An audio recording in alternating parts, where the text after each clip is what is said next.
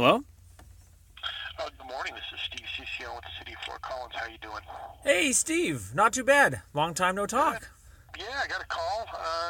You were trying to get a hold of Rick. His position is not filled yet, but I was wondering if I can help you in some way or direct you Sure. on your question or whatever. Yeah. Well, absolutely. Okay, so there's several different ways to go about this situation that I discovered, and Mm-hmm. well, I can go the legal route, and in a nutshell, it's revolving around this 460 South College east of Safeway. There was that bench area, Mm-hmm. and that there's the fences that went up without permits during the minor amendment procedure. And so, long story short, the police are still alleging that I trespassed in this what they claim to be private property area. They basically left out this email that you guys gave me, that I provided them that night, and they left that out of the warrantless arrest affidavit that the judge in I found out courtroom 1A, I think, Matthew Zahi, basically he signed off on. He rubber stamped a document, and so that was my goal, was to sting the police. I'd been dealing with them not knowing laws in other places. So issues with right of way, fence permits, encroachments, minor amendments, everything like that. It kind of naturally fell into place for this situation. And so I can go ahead. It's not anything different. I have a lot of these other cases that are really simple, they're black and white. Meaning, I've fought other cases like this in other jurisdictions as well as in Fort Collins. It's very easy. You just put a motion to dismiss together, and or you go to court. And essentially, this is the type of situation where, if I have to, I will subpoena everybody in the city, of everyone that I've already talked to and audio recorded, because what I'm trying to get to here is that there's two halves of the city, two hands of the city, and while I could get the both to talk to each other in court, I don't think that's going to be ultimately the goal of reform, so to speak. And so basically, there's no issues on the city side with you guys. Rob, you, Rick, anybody. I think there was a surveyor that got sent out to that area that Okay. obviously sent the takedown notice. You guys thankfully did all that for me. You sent the 2384.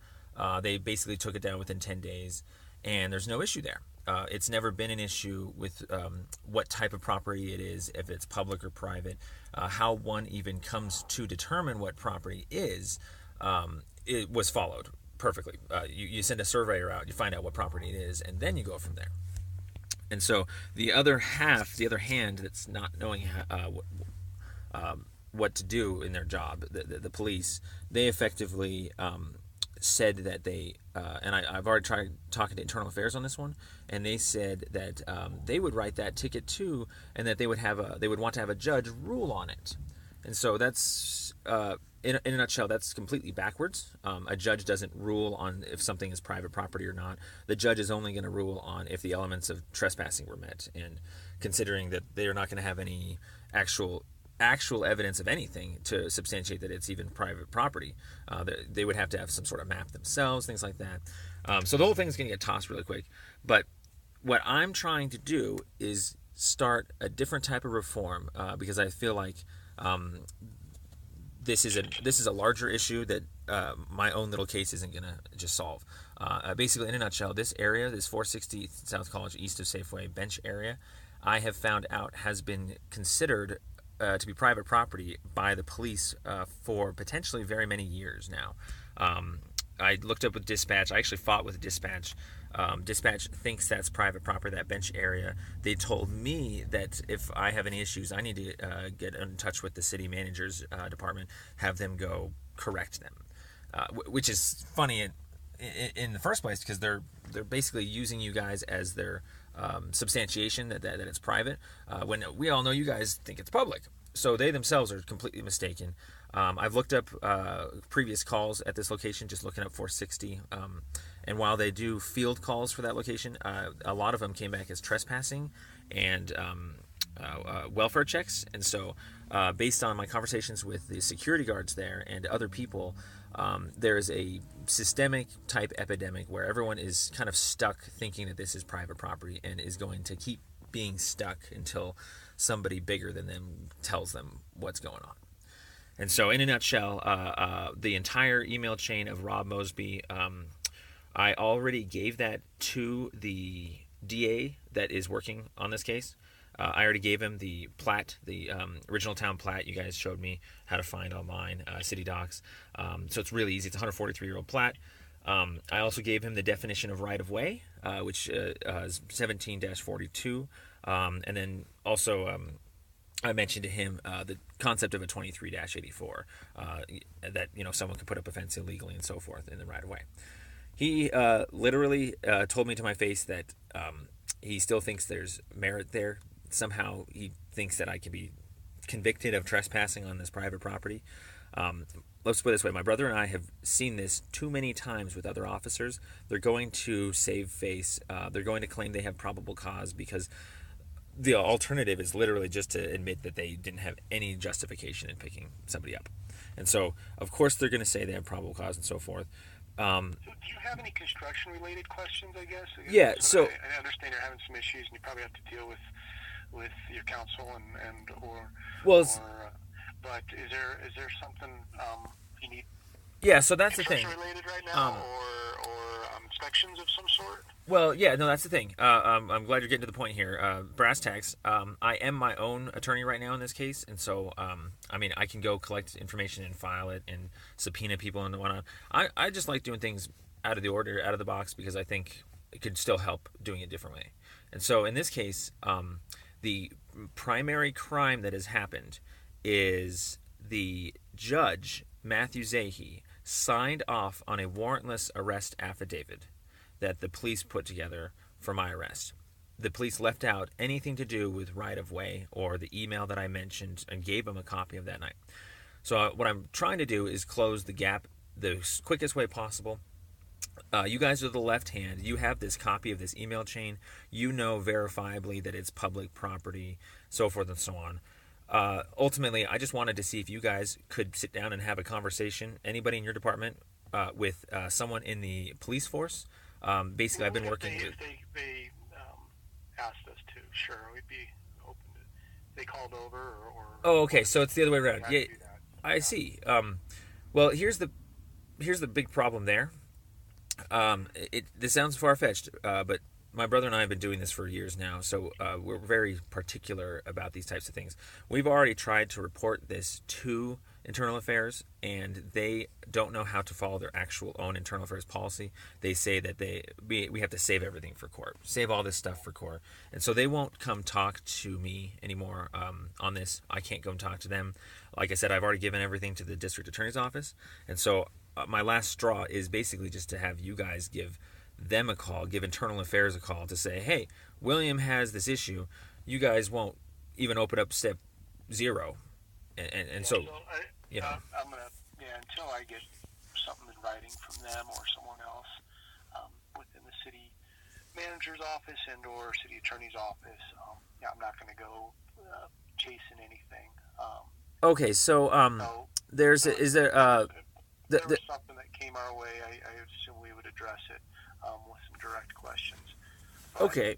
I'm sorry, well, let's put it this way. I think it sounds like you got a lot going on, and unless it's construction related, not much I can do for you right now. Well, if there's some particular questions that the Fort Collins Police Services would ask me, I would ask that they would give me that in writing, and we'll address them. Okay, sure. Let's put it this way. I'm going to keep trying to get a hold of the Fort Collins Police Services. I'm going to try and get them to get information over to you. But the entire reason I'm having this conversation, ultimately, is to allow you guys to be informed, basically in the loop, that your own police force is undermining you right now. That's why I'm calling, is because they want to keep calling that area private property. And they are going to court over it. They're going to waste everybody's taxpayer dollars, including yours. I'm going to subpoena you guys. And so if I can't get them to talk to you directly, that's the whole point, is that they're trying to off this to court. And so you guys, your entire department is being undermined right now. People are going to be going to court. Police, included, and will be pushing something contrary to what your entire department has already substantiated. And so, Okay. I know All it's right. Well, you're not in the right position. When that happens, we'll deal with that. So, again, if you need, if I got something in writing from them, or city attorney's office or city managers, we'll address it as those questions come in. So, appreciate the heads up, and yeah, I guess good luck. Okay, so could you answer a couple questions for me yourself then, just between you and me then? I'll do my best. Yeah. What? Sure. Basically, the east side of Safeway there, the bench area.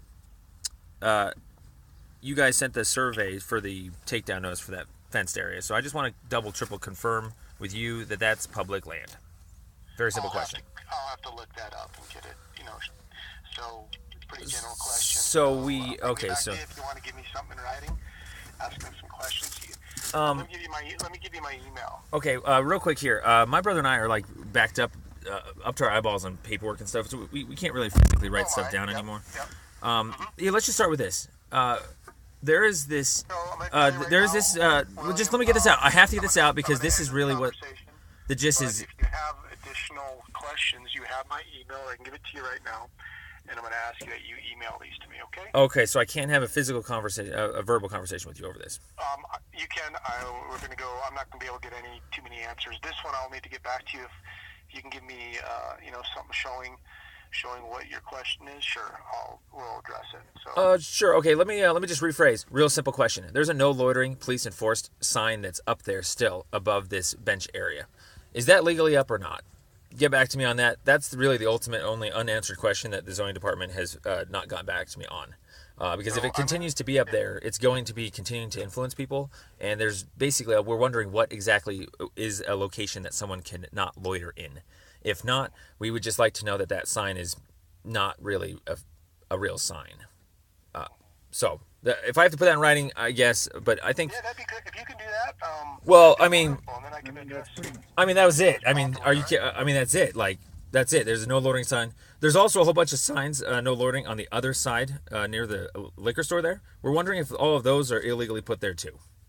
So I don't think we need to put that in writing. We don't have enough time, really. If you could just start there with that, just signs, that'd be much appreciated. We're really trying to figure out why those signs are still there, who put them up, and so forth. Have you checked with the zoning department? They say it's has nothing to do with them. So yeah, we don't know what to do there. So I talked to Rob a long time ago about it. He said he doesn't know anything what to do either. And so ultimately, people can put and leave signs up on their own property. But what we're trying to get at is that sign is otherwise influencing people to potentially believe that it's private property, including the police. So that sign itself should not be there if there really is no place to loiter. I tried to look up some municipal codes for signs that are, not representative of their areas and stuff. Couldn't really find much. So ultimately, yes, if there was something that you could do for me, Steve, personally, until I can get the DA's office to talk to you guys and stuff, I understand that. But this sign has been an issue unresolved for a very long time. We're just trying to figure out why it's there, what it is, what area it tells people they can't loiter from, or not. Because, it might be a farce sign, So, if you could look that up and help me out, like we said, there's one sign on the east side, and there's about 4 signs on the west side. They all say no loitering, and so we believe that gives people the false impression that that's all private property on both sides. We feel as though that would be very incorrect. So, that's it. Yeah, that's all for you. We're like I said, we're up to our eyeballs in legal paperwork, so physically getting it all out, we may never even get it. But yeah, I just wanted to run that by the sign, and ultimately that the entire police department's undermining you guys, and I think you guys should be really pissed about that. But I guess I can't light that fire underneath you, so that's okay. Yeah, I'm not too uptight about it. So okay, well, thanks for your time. Oh man, you don't feel uptight about it. Your police literally stole Eric Holsapel's land, man. Wow, you guys. Wow, sorry. That's really bad, man. If you can't understand how bad that is, as far as you and being in a city, your city is stealing federal land and calling it private property. So I know you're not the right department, but I think from a human to another human being, I think you guys should be very concerned. Anybody should be very concerned that police are lying and they're falsifying information to authorities, and they're all doing it in the name of Fort Collins police. So I'm sorry. I get really offended when somebody tells me that that's not their fight or so forth and so on, because technically it is your fight. You're the departments that are being undermined, and you say that that's nothing that you can do about it. No, I think if you really wanted to, you could probably go down to the police station right now and give them a piece of your mind, and they might actually take it. But, if you don't want to step up to the plate, that's your prerogative. We're going to keep exposing everybody that for what they are. You guys are all yuppies. I thought this might be easier. I really thought the left hand could talk to the right hand, but maybe you guys do want a court process and a bunch of taxpayer dollars to be spent on this, subpoenaing everybody. I guess so. So, I mean, it's really easy. Go look up case number 16CR208, pure fraud.